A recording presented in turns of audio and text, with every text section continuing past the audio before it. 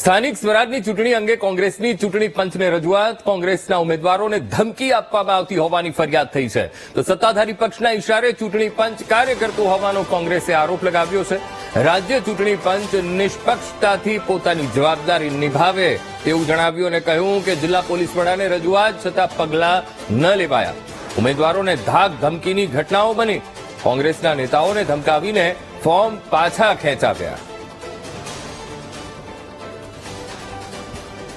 જે રીતે અરાજકતા ફેલાઈ છે, અસામાજિક તત્વોએ જે રીતે પોલિટિકલ પાર્ટીઓના હથકંડા બની અને ડેમોક્રેસીમાં જે રીતે એક પ્રક્રિયા હોય છે કે સત્તા પક્ષ હોય તેની સામે અન્ય પક્ષના લોકો પણ ફોર્મ ભરે, એ ફોર્મ ભરતા રોકવા ધાક ધમકી આપી એના ઓડિયો પણ છે.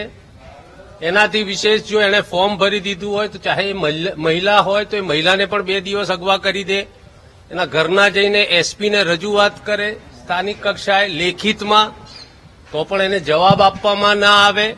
આવી 1-2 જગ્યા નહીં પણ અગણિત જગ્યાઓ ઉપર જે આ ઘટના થઈ છે, આ ખરેખર શરમથી માથું ઝૂકી જાય એવી આ ઘટના છે. આ